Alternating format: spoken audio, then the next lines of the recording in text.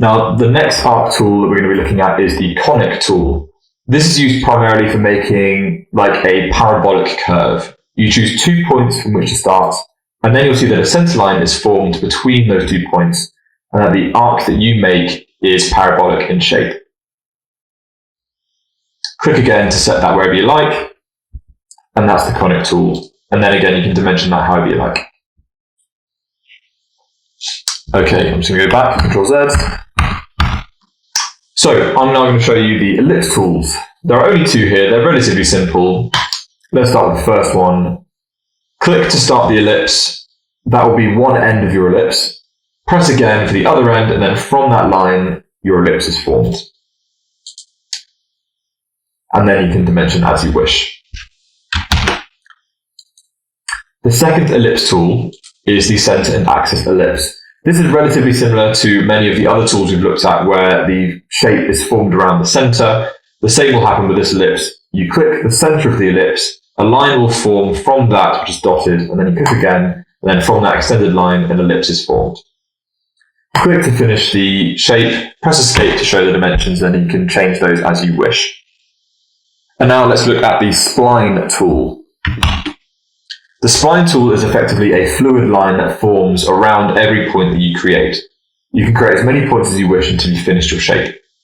Let's just show you an example. The first click, you'll see that you actually form a line, but the moment you've clicked again for the second point, you'll see that that now curves around that point and where your mouse now ends. You can do this as many times as you like, and it will completely alter that shape. This can be quite a complicated tool to use, though it does have its uses, and you'll see that in some more advanced lessons later on in the course. Press escape and you'll see the dimensions of this shape. Okay, moving on. You'll see here that we have a fillet tool and a chamfer tool. Sometimes you might want to create a rectangle, say, where you want to have the corners either chamfered or rounded. It's very simple to do this. Simply choose, say, the fillet tool if you want a rounded corner, and you click on the 2 surfaces next to that corner, and you'll see that a fillet is formed around. And you'll see that this round is dimensioned with a radius. You can double click on that radius to alter that however you like.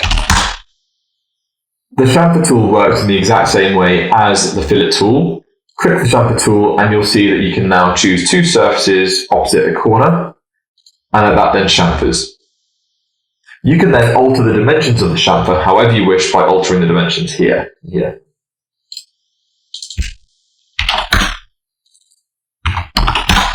For example, you can use the chamfer tool as many times as you wish. For example, if I wanted to put a chamfer between this surface and this surface here, all you have to do is click those again, and again a chamfer is created between those 2. Okay, I'm just going to use Ctrl Z to delete all this. Done. Okay, I'll come back to the text tool later, but let's look at offset and thicken. Okay, I'll come back to the text tool later, but let's have a look at some of these other tools. For example, let's have a look at the offset tool. Let's create a rectangle around the center. There we go. Now let's say I wanted to offset the top line of this rectangle. I would click this line. I would choose the offset tool, I would click this line, and you'll see that there's an arrow here showing you in which direction this line is going to be offset. I would choose a dimension, let's say 50, and by the way, I'd put a -50 here if I wanted to go the other direction. Press OK, and you'll see that that line is now recreated 50 millimeters away from this line here. Okay, I'm now going to show you the offset tool with a circle, so I'm just going to delete these, create a circle. Okay, and now let's choose the offset tool again. Click on that circle, and let's choose another 50. And now you'll see that another circle has been created around our original circle at the dimension we set in the offset tool. So what about the thicken tool? With the thicken tool, instead of creating a single line that is offset around the original shape you created, this will create a double line. So let's choose the thicken tool, let's choose the outer line again, and now we need to set a dimension of the distance between the 2 lines going to be created. Let's again choose 50, and now we need to choose a distance from the original line. So let's call this 100. And now you'll see that the thickening tool has created these two extra lines. Okay, I'm going to delete those. Now, one of the tools that you'll probably end up using quite frequently is the palette tool. The palette tool is effectively a database of various shapes and profiles that you can drag onto your sketch. Open this up, and we can see we have polygons, profiles, a variety of shapes, and stars. This is particularly useful, for example, if you were to make a bolt. Without the Sketcher palette, you would have to painstakingly draw out a bolt yourself, making sure everything's dimensioned accordingly. This can take some time. However, it is far easier to open the palette tool, scroll down to find the 6-sided hexagon, drag that onto your sketch, alter the radius here by clicking on it and dragging it with your mouse, or double-clicking the dimension and entering your own dimension. And there you go, within a matter of seconds you have a hexagon. This is a great way to save some time. I'll just go and make sure that is orientated around the axis by 0. Great. I want to make sure that is also on the axis. There we go. That hexagon is now centered around the axis.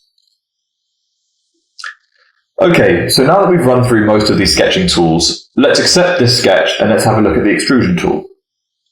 So once you're happy with your sketch, you go to the top right of your screen and you press OK. By holding down the middle mouse button, you can then move your view around this shape as such. And you can always go back to the Saved Orientations tab to go back to any orientation you like. For example, standard orientation, or back to our actual sketch view, which was top. To now extrude the shape we have just drawn, we select the sketch from the model tree and we press Extrude. And now we've entered the extrusion tool. So again, if we use the middle mouse button, hold that down, we can orientate ourselves around this shape. Scroll in, scroll out to alter your view. Hold down the middle mouse button and shift, and you can move yourself around the workspace like this, or hold down Control and the middle mouse button and you can zoom in and out. These shortcut tools are very useful when you're wanting to very quickly navigate around a part you're creating. And again, if you want to go back to a particular view, go back to the floating key, go to the saved orientations, and you can go standard view and you can go back to what you're originally looking at. So now if we look at the top toolbar, you can see that we have a few options for how we want to extrude this shape. First of all, we have the dimension here. You can enter any value here, and the extrusion will form to that size. Something that I find very useful in CREO is altering the display style to make the part a bit more easy to work with. For example, my favorite way to view a part I'm creating is with shading with edges. If you click on this tool here on your floating key, scroll down to shading with edges, you'll see that a dark line forms around every edge, corner and surface of the part you're creating. I think this is just a bit easier to work with, personally. You will end up working with whatever suits you best. Now, looking at the workspace, you can see that our original sketch is highlighted in green, and that we have a dimension for the depth of our extrusion. You'll see also that in the center of the sketch, there is a purple arrow. You can click this to alter the direction of the extrusion. As such, you'll also see in the workspace that there is a yellow button here, which is effectively a handle which you can click and hold and drag to adjust the dimension, like this. You can then also double click the dimension here, or at the top left of your toolbar here to put in your own input for that dimension. Just as by clicking the purple arrow, you can also click this tool here, which will also flip the direction of the extrusion. One of the other options you have while extruding is to choose either a solid or a surface. By default, this will extrude as a solid, as you can see here.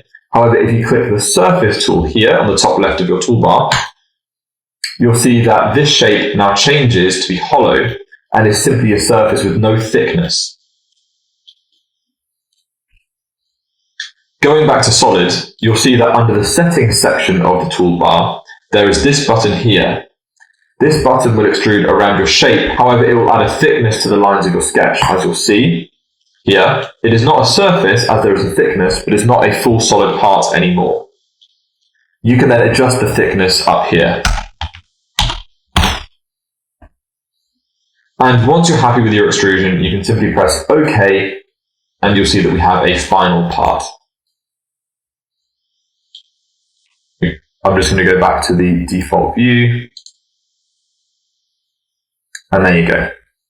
CREO is an incredibly versatile tool when coming to engineering 3D modeling.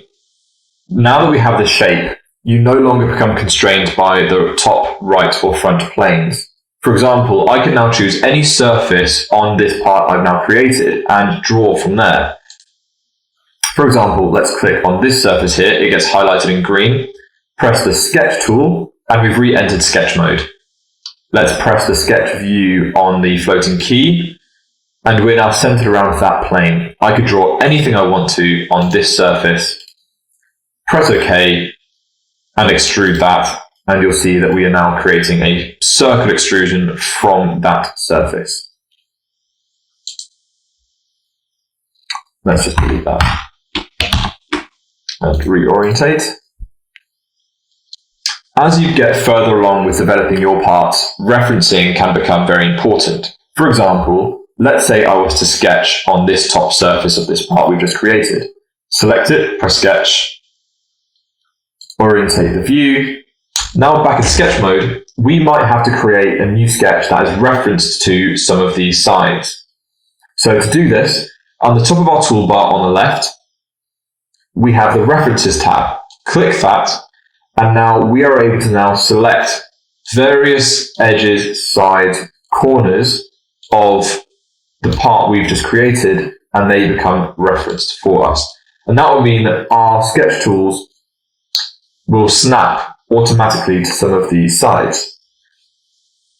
So, for example, if I was now to draw a line along this edge, you'll see that it is automatically highlighted along the reference line that we created earlier.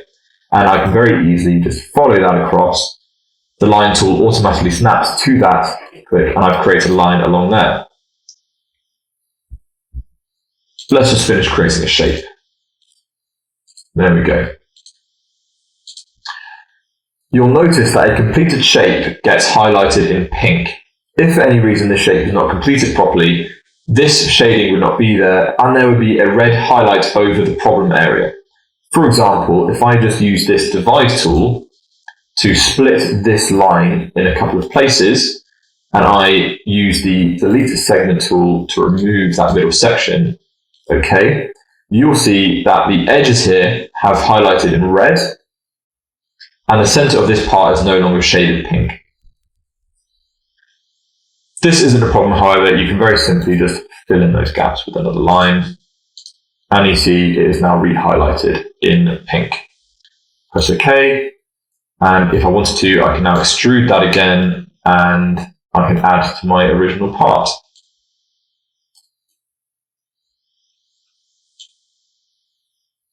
Now, there are some useful options within the extrusion tool. In the depth section, in the drop-down menu, let's have a look at this tool here.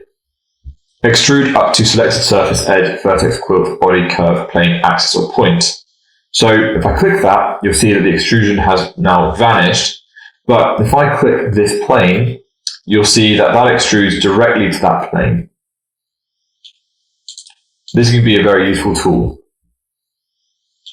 Let's say I've made a mistake, or I'm unhappy with the extrusion I've just done. I can go over to the model tree, and you'll see now that we have a record of all the various things that we've currently done to this part. The first sketch, the extrusion we've done, the second sketch, that extrusion. Let's say I wanted to edit the extrusion. I right-click that, and this tool here is Edit Definition. I click that, and I've gone back into the extrusion mode.